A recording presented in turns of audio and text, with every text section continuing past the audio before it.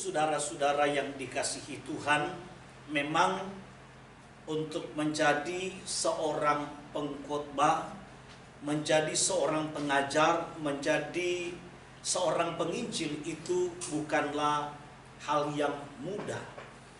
Kenapa? Karena kami yang menyampaikan kebenaran, yang mengajarkan memiliki satu tanggung jawab yang besar. Maka niscaya seharusnya memang apa yang dikhotbahkan, apa yang diajarkan, apa yang disampaikan itu tidak lain adalah Tuhan sendiri, Sang Penguasa, Sang Pemilik atas kehidupan kita, dan apa yang menjadi isi hati dan kehendak.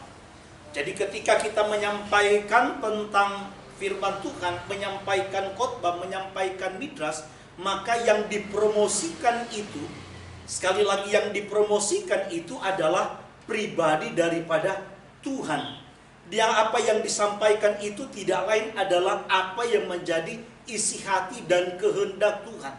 Jadi yang dipromosikan itu bukan gerejanya, yang dipromosikan itu bukan organisasinya, yang dipromosikan itu bukan diri si pengkhotbahnya, tetapi yang dipromosikan itu adalah Tuhan. Yang kedua, tugas daripada seorang pengajar, tugas daripada seorang pengkhotbah itu tidak lain adalah membagikan wawasan, menambah wawasan, pengetahuan daripada jemaat Tuhan atau mereka yang mendengarkan, sehingga pengetahuan mereka tentang kebenaran-kebenaran itu benar-benar semakin bertambah dari waktu ke waktu, ya, dari hari ke hari, dan terus menerus untuk semakin disempurnakan. Maka yang disampaikan itu niscaya adalah kebenaran Tuhan sendiri, bukan apa yang dikatakan orang, bukan pandangan dari sebagian banyak orang, tetapi apa yang menjadi dasar kebenaran yang tertulis di dalam isi kitab suci. Ya, ini merupakan hal yang penting. Maka dengan demikian, kalau pengetahuan yang disampaikan itu didasarkan kepada kebenaran firman Tuhan, maka saya percaya bahwa khotbah yang disampaikan, midras atau pengajaran yang diajarkan oleh para pendeta yang mengaku sebagai hamba Tuhan, itu akan membangun sebuah kerangka iman daripada jemaat. Maka jemaat itu niscaya kalau mereka meresponi setiap pengajaran-pengajaran yang disampaikan oleh hamba Tuhan, yang didasarkan kepada firman Tuhan, maka niscaya jemaat Tuhan itu akan berakar, bertumbuh, dan menghasilkan buah kebenaran. Itulah yang diharapkan, sehingga saudara ada tanggung jawab yang besar bagi seorang pengajar, bagi seorang hamba Tuhan untuk betul-betul menyuarakan apa yang menjadi isi hati dan kehendak Tuhan. Itulah yang bisa menjadi rema bagi setiap jemaat Tuhan. Bukan hanya sekedar menambah wawasan, bukan hanya sekedar menambah pengetahuan, tetapi terlebih rema yang diterima itu boleh mampu menumbuhkan, menghidupkan manusia batinia kita. Manusia batinia kita, kata firman Tuhan, harus didewasakan di dalam Tuhan. Ya, dan saya percaya sebagaimana tubuh jasmania kita, tubuh laharia kita membutuhkan asupan makanan untuk bisa seseorang itu bertumbuh, makin dewasa, makin kuat, dan seterusnya. Begitu juga manusia batinia kita ini. Ketika manusia batinia kita ini dibaharui, maka manusia batinia kita ini juga perlu asupan yang bergizi. Manusia batinia kita ini perlu menerima rema, menerima kebenaran firman Tuhan. Hanya kebenaran firman Tuhan itulah yang menjadi asupan, menjadi makanan yang bisa menumbuhkan manusia batinia kita, sehingga semakin terus didewasakan di dalam Tuhan. Nah, saudara-saudaraku yang dikasihi, hari ini parasa kita, pembacaan firman Tuhan kita itu sudah sampai kepada kitab Keluaran atau Semot pasalnya yang kelima. Ya, khususnya untuk Pak Malau yang bersama dengan kita, ya, kalau kehilat ini atau gereja kita, jemaat kita itu memang setiap ibadah, khususnya dalam pertemuan kudus, kita membaca kitab suci itu ada parasa, ada urutan.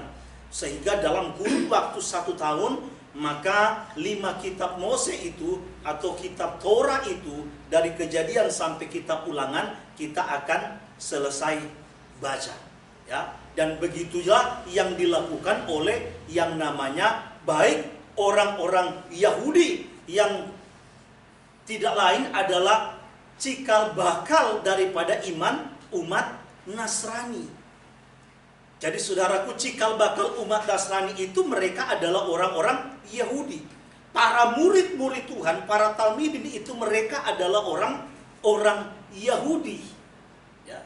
Ketika mereka memilih untuk percaya kepada Yeshua HaMashiach, maka peribadatan yang mereka lakukan, peribadatan yang mereka lanjutkan setiap dalam pertemuan itu kira-kira, ya, tidak jauh berbeda seperti apa yang kita lakukan saat ini, termasuk dalam membaca kitab suci sebelum ada penjelasan atau midrash. Ya, Pak Malau boleh baca itu di Kisah pasal 13 misalnya.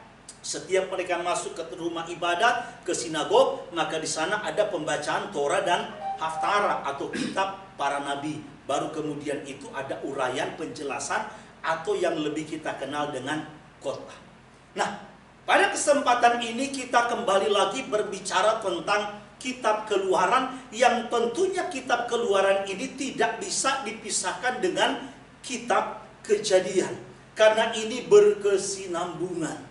Nah, saudara-saudaraku yang dikasihi Tuhan, Tuhan pernah berjanji kepada Abraham ketika menyuruh dia untuk keluar dari Ur Kasdim, dari tengah-tengah kampung halamannya, dari tengah-tengah keluarga besarnya, untuk menuju ke negeri perjanjian. Waktu Abraham keluar dari Ur Kasdim, dia tidak tahu ke mana Tuhan akan membawa dia. Tetapi dengan sebuah keyakinan iman, dia percaya bahwa Tuhan yang merancangkan itu adalah sempurna, dan rancangan Tuhan itu tidak pernah ada yang gagal. Itulah sebabnya dia berani melangkah ketika Tuhan bilang bahwa aku akan menjadikan engkau itu bapa segala bangsa. Tuhan katakan, Tuhan berjanji kepada Abraham bahwa keturunanmu itu akan sangat banyak, seperti bintang di langit, seperti pasir di laut. Nah, saudara-saudaraku yang dikasihi Tuhan, dan di dalam kitab Semot ini, di dalam kitab Keluaran yang kita baca, dicatatlah di sana bahwa ketika yang namanya Yosef ini menjadi penguasa orang kedua di Misraim, maka dia membawa sanak saudaranya, keluarganya untuk tinggal dan menetap di Misraim, di tanah Gosen. Firman Tuhan katakan, dicatat di sana, kira-kira ada sekitar 70 orang keluarga daripada Yosef. Tidak termasuk Yosef dan keluarganya tentunya. Kenapa? Karena mereka memang sudah berdiam di Misraim. Nah, saudara-saudara, firman Tuhan katakan akhirnya dari waktu ke waktu, maka keluarga daripada anak-anak Yakub ini mulai beranak pinak sampai sudah mulai memenuhi seluruh Misraim.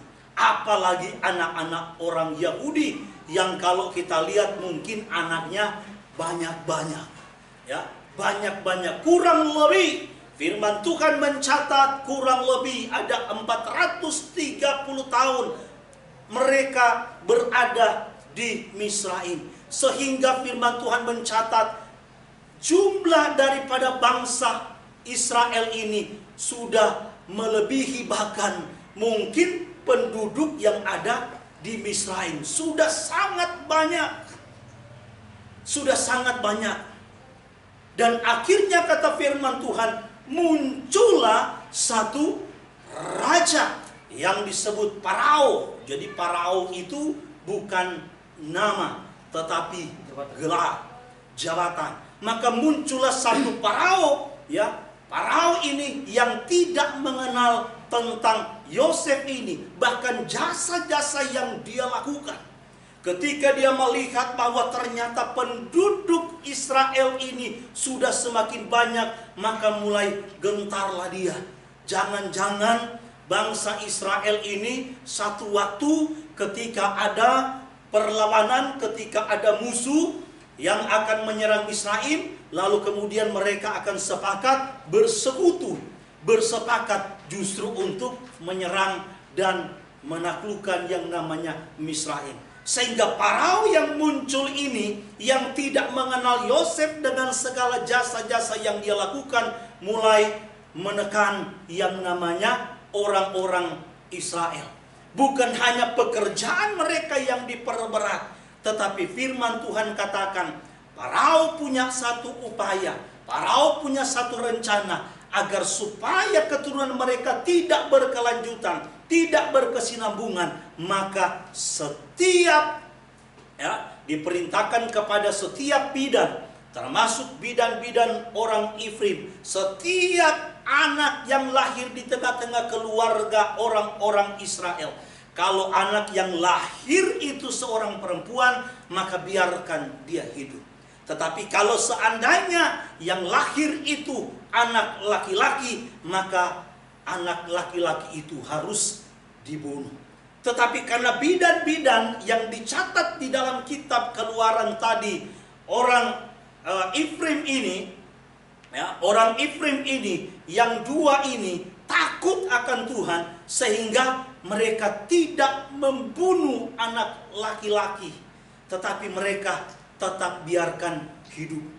Dan ini diketahui oleh Farao, dan Farao sangat-sangat marah besar, sehingga dia mengeluarkan satu keputusan, dia mengeluarkan satu perintah, bahwa setiap anak laki-laki yang telah lahir, yang dibiarkan hidup sama bidan-bidan ini, itu harus dibunuh. Nah, saya ingin membawa kita semua kepada cerita sampai kepada kelahiran yang namanya Mose. Ya, sampai kepada kelahiran yang namanya Mose. Dan akhirnya di tengah-tengah keluarga Israel ini, dari suku Lewi ini, maka lahirlah yang namanya Mose. Disimpan sekian bulan, kata firman Tuhan, 3 bulan lamanya. Ketika anak ini besar, maka mulai ada kekhawatiran dan ketakutan daripada orang tuanya. Kalau terus anak ini mereka simpan, apalagi kalau anak sudah mulai dewasa. Biasanya kalau baru lahir itu belum bisa kita bedakan laki atau perempuan. Ya, tipenya biasanya sama. Tapi kalau sudah mulai masuk 3 bulan, sudah mulai besar, wah, biasanya mamanya udah mulai dandanin. Ya, bajunya sudah mulai kelihatan baju perempuan. Ya, kalau kita zaman sekarang biasanya sudah dipakein bandana, ya, untuk memberikan satu ciri bahwa ini adalah anak perempuan. Ya, bahkan ada yang suka menindik telinganya untuk menunjukkan bahwa bayi ini perempuan. Nah, saudara, semakin bertumbuh besar ini, maka muncul ketakutan daripada orang tuanya. Kalau nanti diketahui oleh tentara-tentara dari Farao, maka pasti anak ini dibunuh. Sehingga akhirnya anak ini pun ditaruh di dalam sebuah peti, dalam sebuah keranjang, lalu kemudian dihanyutkan di sungai Nil. Sampai dalam cerita itu, maka muncullah putri Farao dengan dayang-dayangnya. Waktu mereka mau mandi di sungai Nil, maka sang putri, jadi sekali lagi sang putri, bukan istri dari Farao, tetapi putri atau anak dari Farao, lalu melihat dan akhirnya mengambil anak itu. Dan dia tahu betul bahwa ini pasti adalah seorang anak daripada keluarga Ifrim. Ya.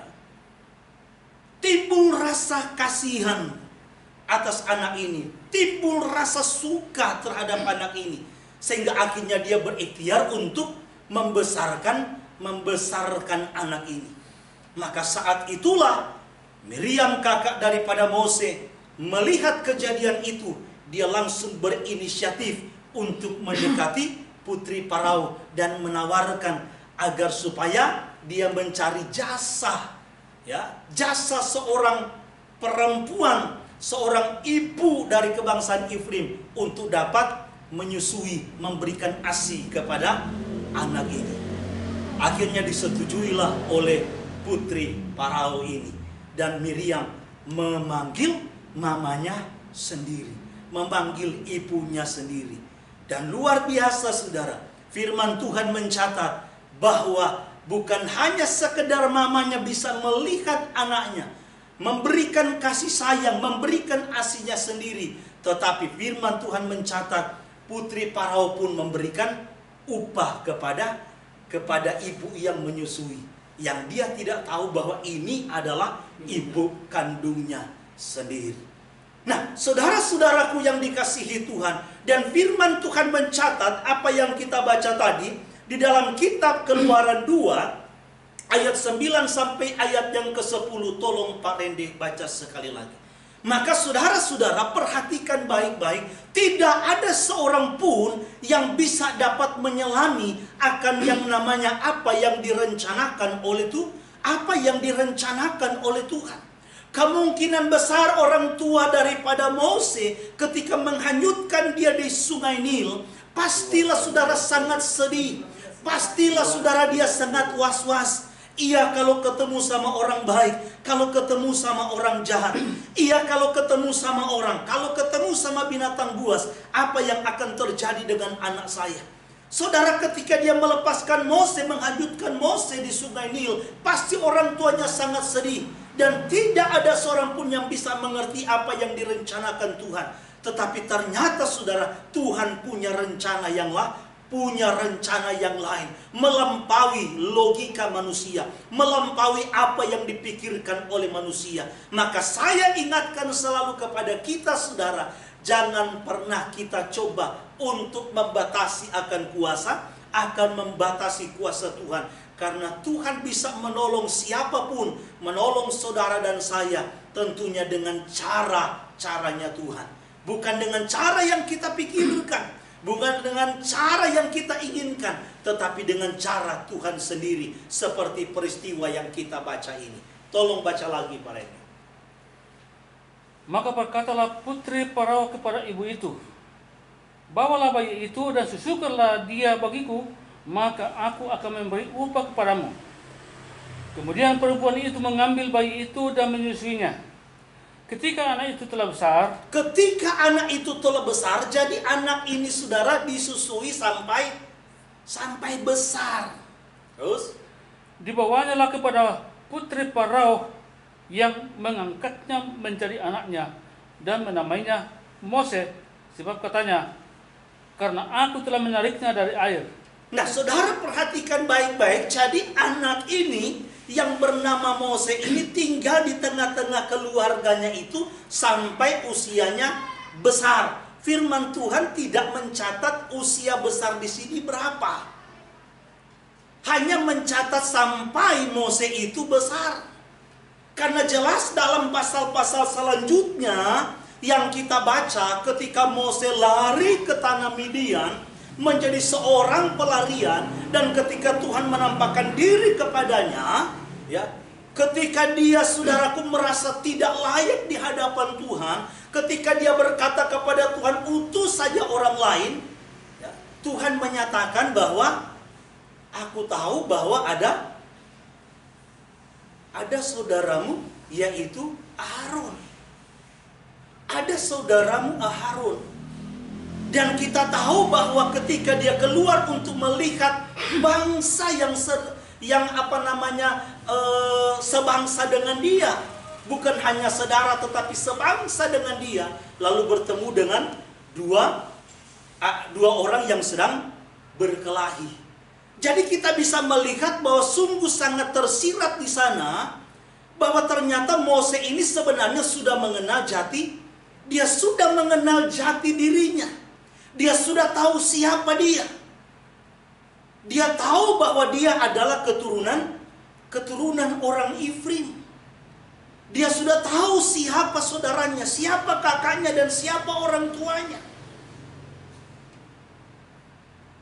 Tetapi karena memang situasi saat itu, sehingga dia pun harus rela. dididik dan dibesarkan di tengah-tengah kerajaan Farao. Jadi firman Tuhan katakan bahwa Mose ini saudara nanti diserahkan kepada putri Farao ketika dia sudah besar. Sekali lagi saudara, besar dalam konteks ini tidak diberitahukan. Memang ada ya perbandingan ayat lain dalam terjemahan yang lain, saudara boleh lihat ya. Kalau saudara punya handphone di situ biasanya ada berbagai macam terjemahan. Nah, ada terjemahan lain bilang sampai dia usia waktu dia berhenti untuk menyusu. Ya kemungkinan kalau bayi-bayi yang berhenti menyusu sih masih sangat kecil lah. Ya. 2 tahun. Ada yang 2 tahun, yang nggak tahu kalau Jojo ini masih nyusu apa enggak. 8 bulan lama dia Ya. bisa susu. Tapi yang jelas ada terjemahan yang bilang sampai pisah susu. Bisa susu. Ya, sampai dia udah nggak menyusui lagi. Ya, kalau terjemahan lain bilang sampai besar. Kita nggak tahu. Tetapi yang jelas anak ini diberikan dulu kehidupan dari ibunya, dari orang tuanya melalui asinya, lalu kemudian diserahkan kepada putri Farao. Nah, saudaraku yang dikasihi Tuhan, di sini kita bisa melihat ada 3 tahap kalau kita bicara tentang Mose. Tahap yang pertama kita bisa melihat bahwa 40 tahun yang pertama Mose dia tinggal dan berada di Misra. Dia tinggal dan berada di Misraim. 40 tahun yang kedua dia tinggal dan mengerjakan segala sesuatu termasuk menjadi gembala domba di Midian. Ya, di Midian. Dan 40 tahun yang ketiga, 40 tahun yang terakhir dia menghabiskan diri untuk menuntun dan memimpin umat pilihan Tuhan bangsa Israel, membawa mereka dari Misraim, rumah perbudakan, menuju ke tanah perjanjian. Nah saudara, kita akan melihat dulu 40 tahun yang pertama ketika dia selesai. Maka saudaraku, apa yang terjadi seperti yang saya uraikan tadi, waktu dia mau keluar untuk melihat keadaan bangsanya, bahkan mungkin juga sanak saudaranya, dia bertemu dengan 2 orang yang sedang berantem, yang sedang berkelahi. Yang satu orang Misraim, yang satu orang Ifrim. Ya, terjadi perkelahian saudara. Yang mungkinlah saat itu dia lihat, waduh, kayaknya mau kalah nih yang orang Ifrim. Kayaknya. Ya, akhirnya dia berinisiatif membantu dan membunuh seorang Misraim itu. Saudara perhatikan baik-baik. Ketika dia membunuh orang Misraim, ketika dia mau berdiri menjadi pembela daripada bangsanya sendiri, dalam hal ini orang Ifrim, apa yang terjadi saudara? Dalam Kisah pasal yang ke-7, tolong Pak Rede baca lagi ayat yang ke-24 dan ayat yang ke-25. Ini saudaraku, dia merasa bahwa dia ada di puncak. Atau dari ayat 22 saja dulu Pak Rede. Dan Mose dididik di dalam segala hikmat orang Misraim. Perhatikan baik-baik, Mose dididik dengan segala hikmat orang Misraim. Terus, dan ia berkuasa dalam perkataan dan perbuatannya. Dia sangat berkuasa dalam perkataan, dalam tindakan, dalam perbuatan. Pada waktu ia berumur 40 tahun, timbullah keinginan dalam hatinya untuk mengunjungi saudara-saudaranya, yaitu orang-orang Israel. Ketika itu ia melihat seorang dianiaya oleh seorang Misraim. Lalu ia menolong dan membela orang itu dengan membunuh orang Misraim itu. Pada sangkanya saudara-saudaranya, perhatikan baik-baik, karena dia berpikir, sangkanya terus, saudara-saudaranya akan mengerti bahwa Elohim memakai dia untuk menyelamatkan mereka, tetapi mereka tidak mengerti. Dia berpikir saudara, ketika dia di puncak kejayaan, perhatikan baik-baik.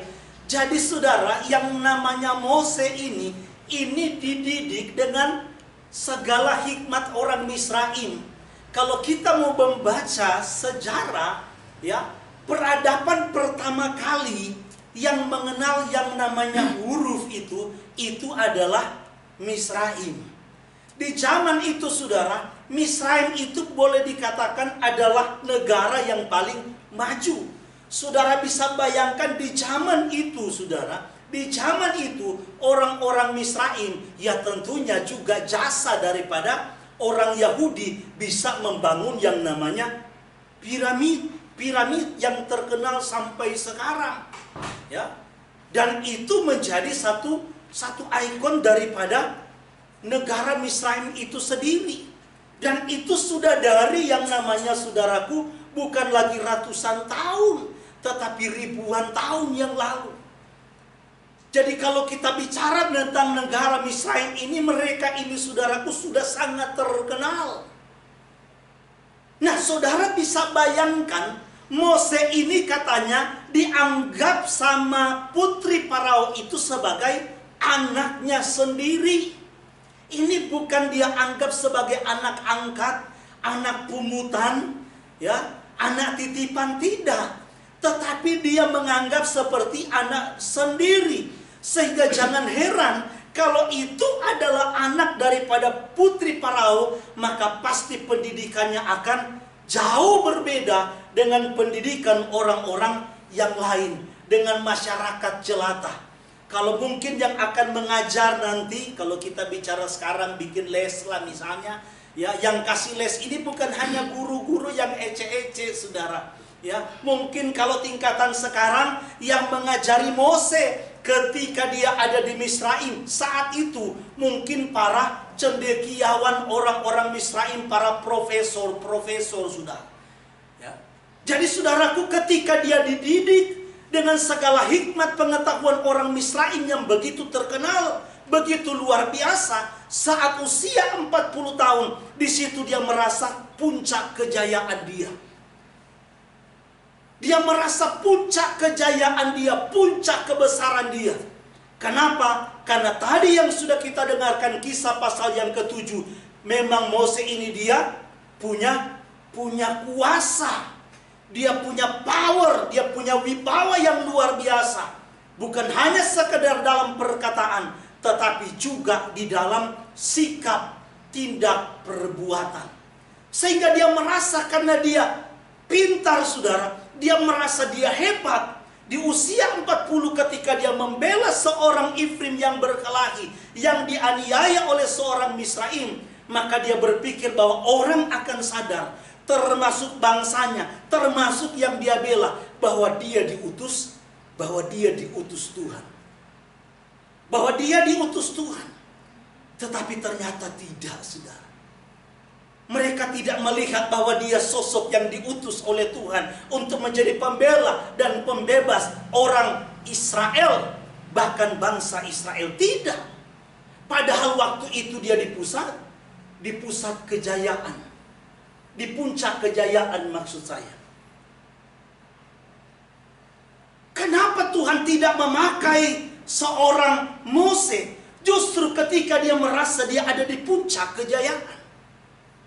Tetapi justru ketika peristiwa yang kedua terjadi sebagaimana yang dicatat, ketika orang Ifrim sama orang Ifrim lagi berkelahi, dia coba untuk memisahkan, ya. Dia coba untuk memisahkan. Akhirnya ada yang tahu bahwa dia telah membunuh seorang Misraim. Dan dia menyatakan itu. Akhirnya pun Mose takut. Karena pasti berita ini sudah sampai kepada Farao. Dan akhirnya dia melarikan diri ke Midian. Sampai di Midian lagi duduk di tepi sumur. Lalu ketemulah sama para bidadari, para putri daripada seorang imam di Midian yang bernama Yitro atau Rehuel atau Yitro. Nah, sama saudara. Ya, kalau pasal 2 bilang tadi Rehuel, pasal 3 ayat 1 bilang Yitro, imam orang Midian. Jadi kemungkinan sama seperti namanya Yitro Rehuel. Sama seperti Rehuela Sipora. Nah, loh kan nama yang istri Mose adalah Rehuela Sipora. Coba baca lagi. Ya, berarti bisa dipanggil dia Rehuela, bisa dipanggil Sipora, kan begitu. Nah, jadi sekali lagi saudaraku, dan akhirnya dia pun diangkat menjadi menantu daripada Yitro. Saudara, selama dia di Midian, sekali lagi selama dia di Midian, dia tidak lagi bertemu dengan orang-orang pintar. Dia tidak ada lagi mungkin diskusi-diskusi seperti waktu dia ada di Misraim. Dia hanya firman Tuhan katakan hanya setiap hari, hanya kerjaannya mengembalakan kambing domba. Jadi yang dia tahu saudara, dari yang tadinya dia mungkin gak mengerti bagaimana cara berkelamin atau cara mengawinkan domba sampai dia menjadi orang yang telaten. Bagaimana merawat domba supaya gemuk, supaya bulunya itu bagus, itu dia sudah telaten. Kenapa? Karena pengalaman dia sudah 40 tahun, saudara. Nah, saudaraku yang dikasihi Tuhan, yang lucunya ketika dia berumur 80 tahun atau sesudah 40 tahun dia melewati kehidupan sebagai pengembala, sebagai gembala domba di Midian, justru tiba-tiba saudaraku Tuhan menampakkan diri. Tuhan muncul saudara, dan Tuhan katakan, aku akan mengutus kamu ke Misraim. Saudaraku yang dikasihi Tuhan, lucu yang saya bilang. Ini yang namanya saudaraku paradoks. Ya, ini yang suka dibilang oleh orang yang namanya teologi sungsang, teologi terbalik. Kenapa? Karena yang saya katakan tadi, ketika Moses justru merasa bahwa dia ada di puncak kejayaan, ketika dia merasa bahwa dia justru punya kuasa, punya pengaruh, dan saat itu coba membela seorang Israel, saat itu justru Tuhan tidak pilih loh, saudara. Ketika dia umur 40, kalau kita sekarang umur 40 justru ini umur pas produktif sekali, ya. Tetapi justru tidak, saudara. Malah Tuhan tunggu sampai 40 tahun kemudian. Kenapa saudaraku yang dikasihi Tuhan, nanti umur 80 tahun baru Tuhan menampakkan diri dan berkata kepada Moses, aku akan mengutus engkau kembali kepada Misraim. Ini penting saudaraku. Saat Moses merasa dia hebat, saat Moses merasa dia ada di puncak kejayaan, malah Tuhan tidak memilih dia. Malah Tuhan tidak menghargai dia. Tuhan tidak memakai dia. Tetapi ketika Moses berada merasa justru ketika Tuhan bilang bahwa aku akan mengutus engkau untuk membawa umatku Israel, bangsa pilihanku, untuk keluar dari tanah Misraim, ya, aku akan mengutus engkau dengan segala tanda dan mujizat. Apa yang Moses katakan? Tuhan, siapakah aku ini? Dia merasa dia memposisikan diri bahwa dia orang yang tidak layak lagi. Aku bukanlah seperti 40 tahun yang lalu. Aku bukanlah di puncak kejayaan yang dulu. Sekarang siapa aku? Aku hanya seorang pengembala domba. Tetapi justru saudara, ketika dia merasa diri bahwa dia rendah, tidak layak di hadapan Tuhan, justru saat itu Tuhan memilih dia. Justru saat itu Tuhan melayakkan dia. Justru saat itu Tuhan memakai dia.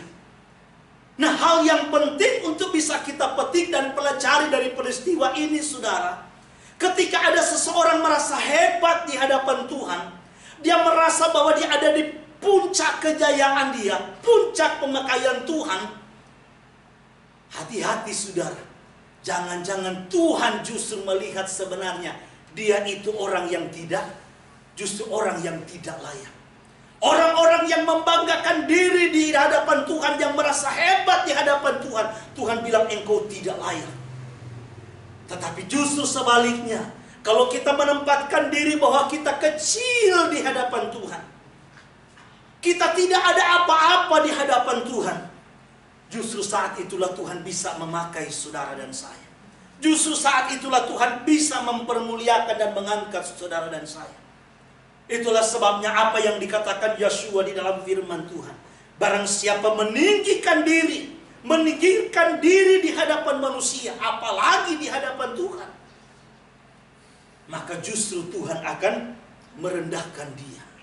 Tetapi barang siapa merendahkan diri di hadapan Tuhan, bahkan mungkin orang-orang yang seperti itu direndahkan juga oleh manusia, tidak apa-apa Tuhan bilang. Kenapa? Karena Tuhan akan mempermuliakan dia dan Tuhan akan meninggikan dia. Itulah sebabnya saudara-saudaraku yang dikasihi Tuhan, ini sangat penting bagi kita. Apa yang terjadi di sini saudaraku bukan berarti Mose mau memberontak terhadap Tuhan. Karena Mose tahu posisinya. Tuhan, aku tidak layak. Aku tidak layak Tuhan. Tuhan bilang aku akan menyertai engkau, jangan engkau takut. Lalu Mose katakan yang kita baca di dalam kitab Keluaran pasal 3 dari ayat yang keempat dan seterusnya. Aduh Tuhan, bagaimana ini? Oke deh. Sekarang kalau seandainya mereka nanyakan soal siapa namamu, kalau memang engkau diutus Tuhan dan Tuhan menampakkan diri kepadamu, siapa namanya? Maka ayat 14 Tuhan menjelaskan tentang nama.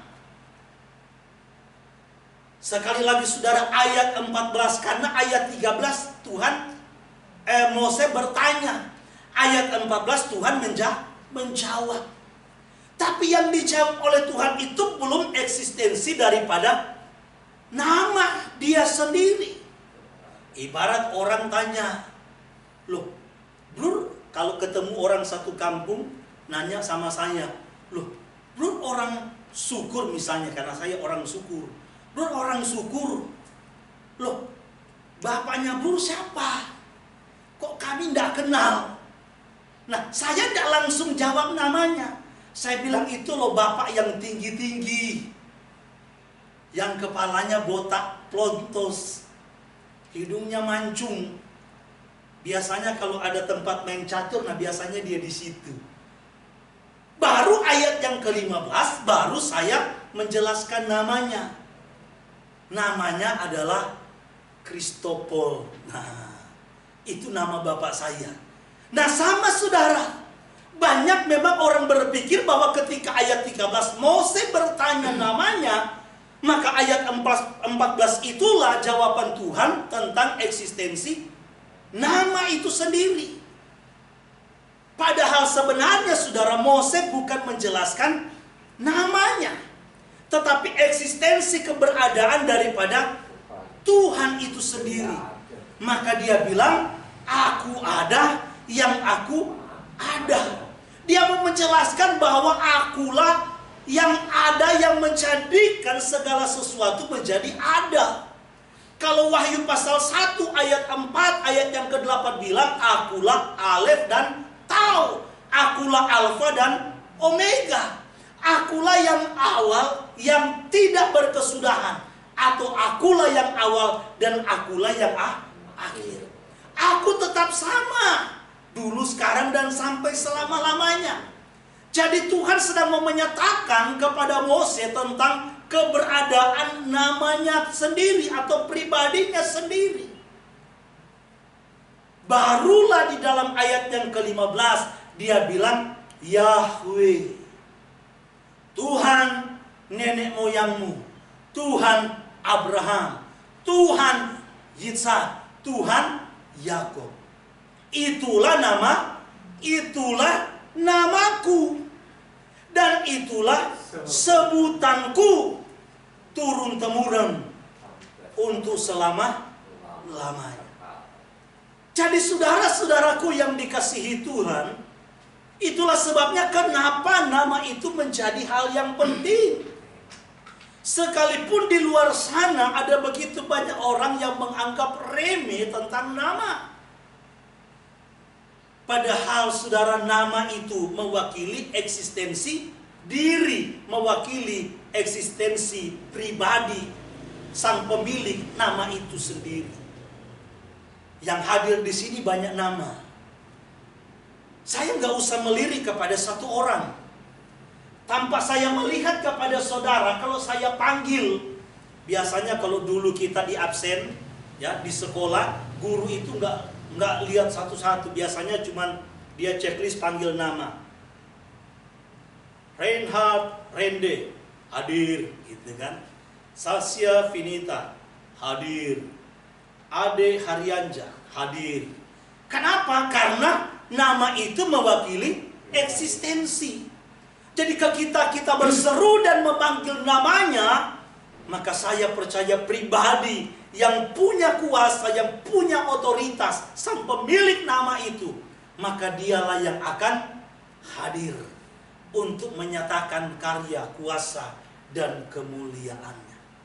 Nah, saudara-saudaraku yang dikasihi Tuhan, sampai dia sudah menyatakan namanya. Kalau kita baca saudara dalam pasal 4 ayat yang pertama, apa yang Mose bilang? Ini penting sekali bagi kita, saudara. Mose bilang, bagaimana kalau seandainya apa yang aku sampaikan kepada mereka, yang Tuhan suruh sampaikan, mereka tidak dengarkan. Perhatikan baik-baik sekali lagi, saya ulangi kalimat ini. Mose bilang kepada mereka, bagaimana kalau apa yang aku sampaikan, yang tidak lain merupakan perintah Tuhan, firman yang datang daripada Tuhan, kalau seandainya mereka tidak dengarkan. Maka Tuhan katakan, aku akan menyatakan kuasaku. Tuhan akan membuat mujizat di tengah-tengah umatnya. Garis bawahi saudara, berarti yang harus betul-betul kita sadari, firman dulu baru yang namanya mujizat. Firman dulu baru mujizat. Mujizat itu saudara hanya menyertai firman. Firman harus mendahului apapun. Firman harus menjadi dasar, menjadi landasan di dalam pemberitaan, di dalam penyampaian kita. Bukan berarti mujizat, kesembuhan, mujizat lain-lain tidak perlu. Tetapi ini hanya tambahan, saudara. Ini hanya pelengkap. Saya katakan sekali lagi, mujizat apapun itu, termasuk segala kesembuhan-kesembuhan ilahi, itu hanya pelengkap. Itu bukan hal yang utama, yang prioritas. Hal yang utama, yang prioritas itu adalah firman Tuhan, yang adalah isi hati dan kehendak Tuhan.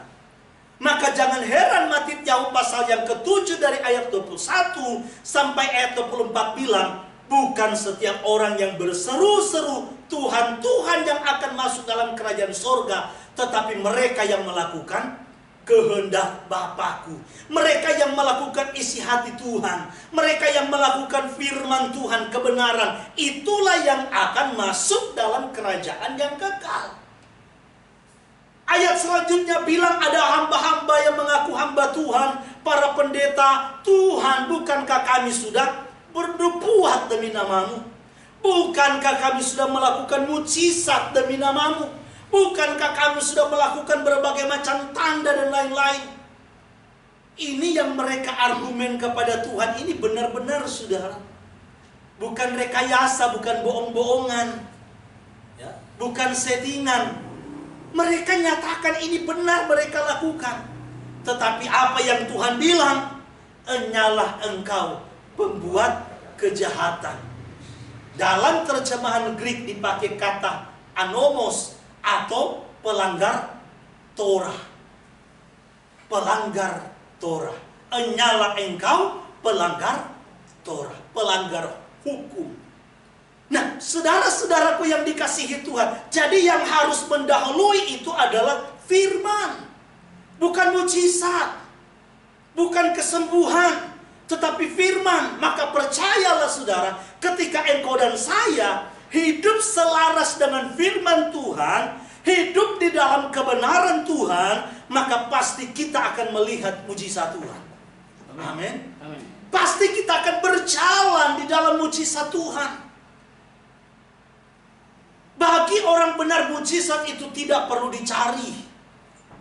Bagi orang benar itu, mujizat itu pasti akan menyertai. Kenapa? Karena ketika Tuhan mengutus Mose, dia tahu konsekuensinya. Tuhan bilang kepada Moses, memang aku tahu bahwa Farao akan mengeraskan hati. Waktu engkau datang ngomong sama dia bersama dengan Aharon, Farao akan mengeraskan hati. Farao tidak akan membiarkan umatku itu pergi sampai aku memaksanya dengan tangan yang kuat. Aku akan menghukum Misraim. Aku akan menghajar Misraim. Jadi saudaraku, ketika Tuhan mengutus Moses, Tuhan tahu konsekuensinya. Dia akan ditantang, dia akan dilawan, dia tidak akan didengarkan oleh Farao. Tetapi apakah Tuhan membiarkan Moses? Tidak. Selama Moses berketetapan untuk mengikuti perintah Tuhan, mengikuti firman Tuhan, maka pasti mujizat itu akan menyertai Moses. Maka jangan jadi jemaat yang hanya mencari-cari mujizat, mencari-cari kesembuhan, mencari berkat. Cari aja isi hati Tuhan, cari aja isi kebenaran firman Tuhan untuk engkau mengerti dan pahami. Berusahalah minta kekuatan daripada Tuhan untuk engkau dan saya menjalani selaras dengan apa yang Tuhan inginkan. Maka percayalah saudara, hal-hal yang tidak pernah kita pikirkan, yang tidak pernah timbul dalam hati kita, itu Tuhan bisa nyatakan dan adakan bagi saudara dan saya. Maka banyak sekali kita melihat ada gereja-gereja yang saling berlomba-lomba untuk menarik perhatian jemaat, membuat satu undangan, membuat satu ibadah, satu kebaktian dengan sebuah judul tema di atas. Apa saudara? Hadirilah ibadah garis miring kebaktian kesembuhan ilahi. Yang datang dengan berbagai macam persoalan termasuk sakit penyakit saudara. Dia udah gak fokus apa yang disampaikan saudara. Dia udah gak fokus yang namanya khotbah dari si pendeta. Enggak. Dia tinggal tunggu kapan altar call-nya. Kenapa? Karena memang dia datang untuk mencari kesembuhan. Dan ini sangat bahaya saudara. Ini gereja yang seperti itu, gereja yang sangat berbahaya. Bahkan bisa saya katakan ini gereja-gereja yang bisa menyesatkan jemaat. Itulah sebabnya saudaraku yang dikasihi Tuhan, apa yang ditekankan di dalam Kehilat Penuai tidak lain adalah engkau dan saya berakar kepada firman. Baca dan renungkan firman Tuhan itu secara terus-menerus, secara kontinu, sampai engkau dan saya memahami apa yang menjadi isi hati dan kehendak Tuhan. Bukan berarti mujizat kesembuhan, mujizat yang lain, bahkan materi tidak penting, tidak perlu. Kita memerlukan itu. Tetapi ingat saudara, Tuhan lebih tahu apa yang kita butuhkan. Bapa yang jahat saja yang ada di dunia tidak mungkin memberikan batu kepada anaknya yang meminta roti.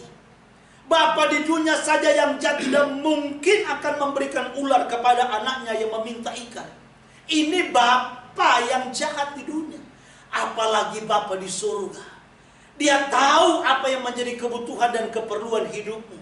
Kalau engkau dan saya memprioritaskan, mengutamakan Tuhan, maka dialah yang akan menjadi jaminan memenuhi kebutuhan hidup saudara. Menurut kekayaan dan kemuliaan di dalam nama Yeshua Tuhan. Jadi ketika dia memanggil seseorang sama seperti Moses, saudara, dia tahu konsekuensinya. Dia tahu ada tantangan. Tetapi dia tidak akan pernah membiarkan. Percayalah saudara, dengan iman, saudara harus yakin. Kalau saudara dipanggil dan dipilih oleh Tuhan, ditetapkan oleh Tuhan untuk menjadi bagian dengan orang-orang yang akan menyambut dia, maka percayalah, sekalipun ada tantangan di depan, bahkan hari-hari ini engkau sedang menghadapi tantangan itu, percaya bahwa Tuhan tidak akan pernah biarkan dan tinggalkan. Amin. Bagian kita adalah membawa hidup kita agar supaya selaras dengan firman Tuhan. Lalu Moses bilang, aduh Tuhan, utuslah orang lain. Aku ini tidak pandai. Aku Aku tidak pandai bicara, ini jangan salah diartikan, saudara. Ada pendeta-pendeta mengkhotbahkan, mereka beranggapan Mose ini ada seperti perannya si Asis Gagap. Kalau dia ngomong suka lama gitu kan. Ada orang berpikir bahwa Mose ini gagap, saudara. Padahal Kisah pasal yang ke-7 ayat 22 bilang apa? Tolong Pak Rende baca lagi. Dia nggak gagap. Dia menempatkan diri, dia sedang merendahkan diri begini kalau saya mau membahasakan. Kisah pasal 7 ayat 22. Dia membahasakan begini. Tuhan, sudah lama aku tidak biasa ngomong di depan orang banyak, apalagi di pembesar. 40 tahun loh Tuhan, saya hanya ngomong dengan domba. Domba, aduh lu sana ke. Karena dia mungkin juga, saudaraku, mengembalakan domba kebanyakan sendiri, termasuk yang kita baca dalam pasal yang ketiga. Jadi mau ngomong sama siapa? 40 tahun bukan waktu yang singkat. Jadi kalau disuruh berbicara lagi kepada pemimpin, kepada Farao, sepertinya dia nggak pede, saudara. Bukan berarti dia gagap. Dia nggak tahu lagi bagaimana cara berpidato di tengah-tengah orang yang punya kedudukan tinggi, para pembesar. Tolong Pak Rende baca lagi. Iya, Kisah 7 ayat 22. Dan Mose dididik di dalam segala hikmat orang Israel, dan ia berkuasa dalam perkataan dan perbuatannya. Dia berkuasa dalam perkataan, loh saudara. Kalau saudara coba cek di perbandingan bahasa-bahasa lain, saudara di situ ada pakai bahasa, salah satu terjemahan, dia itu pandai dalam berpidato. Saudara, bukan lagi pakai kalimat berkuasa dalam perkataan, tetapi dia pandai berpidato. Jadi dia ketika ada di Misraim bukan gagap, saudara. Dia tidak gagap, dia orang pintar, dia orang berhikmat. Dia dididik oleh para profesor, para orang-orang yang luar biasa yang ada di Misraim, karena dianggap seperti anak putri Farao sendiri. Nah, ketika 40 tahun hanya ngomong dengan kambing domba, sudah. Teman hari-harinya hanya dengan kambing domba, dia sudah nggak terbiasa. Nggak terbiasa lagi ngomong. Tetapi apa yang Tuhan bilang, bukankah aku yang membuat panca indera manusia itu? Bukankah aku yang membuat lidah manusia, mulut manusia, mata manusia, dan lain-lain? Aku berkuasa. Saudaraku yang dikasihi Tuhan, jadi percaya ketika Tuhan memilih dan memanggil saudara dan saya, maka dia pasti akan melengkapi saudara dengan segala kekuatan dan kemampuan. Persoalannya adalah sejauh mana kita memberi diri kita untuk dipakai oleh Tuhan. Sejauh mana kita memberi diri kita untuk dipimpin oleh Tuhan. Nggak ada, saudara, anak-anak kita itu dengan kata lain, waduh, nggak tahu berdoa, nggak bisa berdoa. Kamu nggak ada kata-kata itu. Kenapa? Karena kita percaya bahwa Tuhan akan mengaruniakan Roh Kudus-Nya di dalam diri kita, memberikan kita kekuatan dan kemampuan, memberikan kita hikmat, marifat, pengertian. Sehingga kalau misalnya disuruh berdoa, semua harus bisa berdoa. Bagaimana supaya bisa berdoa? Ya sebagaimana engkau berdoa sendiri di rumah kepada Tuhan. Karena doa itu kan bukan dari indahnya kata-kata, bukan dari rapi tersusunnya dan yang lain-lain, bukan. Tetapi bagaimana isi hati kita yang kita mengungkapkan kepada Tuhan. Itu yang penting. Maka belajar, saudaraku, untuk selalu mengungkapkan apa yang menjadi isi hati kita, apa yang menjadi keluh kesah kita kepada Tuhan. Ungkapkan dan nyatakan melalui lidah mulut bibir kita. Jangan kita, oh Tuhan tahu kok. Akhirnya kita nggak berdoa, Tuhan tahu. Mau datang pulang kantor, masuk tempat tidur, sebelum tidur, tinggal sambil tidur, Tuhan engkau tahu. Sudah. Bangun pun begitu, Tuhan engkau tahu. Ya memang Tuhan tahu, saudara. Tapi Tuhan juga mengajarkan kita, menginginkan kita, agar supaya kita menjadi anak yang baik. Ada apa-apa sampaikan keluh kesahmu kepada Tuhan. Nyatakan isi hatimu kepada Tuhan. Bukan berarti bahwa Tuhan tidak tahu. Betul, Tuhan tahu. Waktu juga manusia jatuh ke dalam dosa, dia tahu kok Adam bersembunyi di mana. Tapi dia tanya, Adam, di manakah engkau? Dia ingin agar supaya ada penyataan yang tulus, ada penyataan yang ikhlas, ada sebuah pengakuan daripada pihak manusia, pihak saudara dan saya, ada respon untuk menyatakan bahwa memang kita membutuhkan Tuhan. Maka sikap orang, ya, jangan heran di dalam kitab 1 Korintus pasal yang ke-11, ya, termasuk surat Saul kepada Timoteus yang harus dia bawa, ada sikap seseorang ketika menghadap Tuhan. Bukan berarti Tuhan kita itu gila hormat. Bukan berarti bahwa Tuhan kita itu butuh penghormatan dari manusia. Tetapi yang diinginkan adalah bagaimana sikap kita sebagai manusia yang memposisikan, menyatakan diri bahwa kita ini tidak ada apa-apa dan kita membutuhkan Tuhan. Maka seorang laki-laki dalam kitab suci waktu berdoa dicatat di sana harus menadakan tangan. Ini satu sikap untuk menunjukkan bahwa kita membutuhkan Tuhan. Jangan tangannya di pinggang waktu kita berdoa, saudara. Ada orang tangannya di pinggang waktu berdoa. Oh, Bapa di sorga, kami percaya itu akan menjadi milik kami. Aduh, coba saudara. Ada orang begini lagi, saudara. Kepalanya dibengkokkan begini. Tuhan, coba saudara. Saudara yang melihat saja jengkel. Bagaimana dengan Tuhan? Memang penekanan hati, tidak salah. Tetapi bukankah sikap waktu kita menghadap Tuhan, kalau orang-orang zaman dulu, mereka sujud loh, sudah. Jidatnya sampai tanah, kurang rendah apa? Untuk menyatakan bahwa mereka rendah di hadapan Tuhan. Tanpa Tuhan mereka tidak bisa buat apa-apa. Sehingga saudara jidatnya sampai di tanah. Hanya untuk meminta belas kasihan dan pertolongan Tuhan. Memang itu anak, saudara. Banyak sekarang ini anak-anak kurang ajar. Ya. Coba saudara, banyak sekali sikap-sikap yang tidak terpuji. Tuhan yang kita sembah itu, saudara, adalah Tuhan yang tegas. Tuhan yang kita sembah adalah Tuhan yang kudus, Tuhan yang mulia, bukan Tuhan yang sembarangan. Maka datanglah kepada Tuhan pun dengan cara-cara yang terpuji. Ya, kecuali memang engkau di dalam penjara, mungkin lagi diikat, engkau bersunah, itu lain lagi.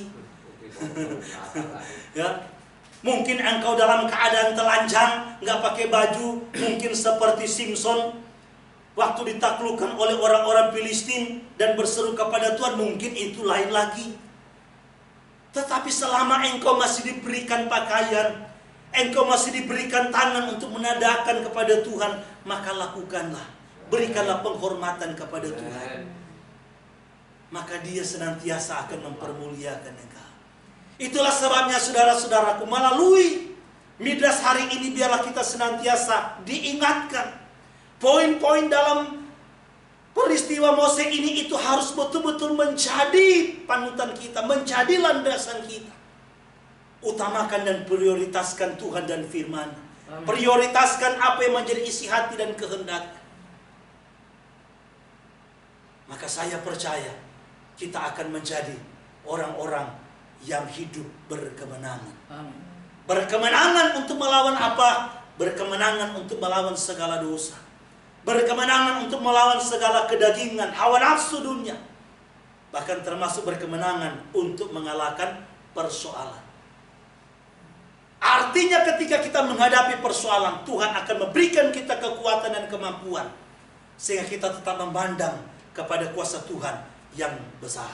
Dan kita percaya bahwa Tuhan pasti akan membuat segala sesuatu menjadi indah dan manis tepat pada waktunya. Amin. Biarlah kita senantiasa boleh menjadi orang-orang yang berpaut kepada firman dan menjadikan firman ini sebagai pedoman, sebagai tuntunan, sebagai suluh atau terang untuk menerangi langkah hidup kita semua. Tuhan kiranya memberkati kita di hari ini, dan biarlah sukacita, damai sejahtera akan terus dilimpahkan Tuhan dalam hidup kita. Mari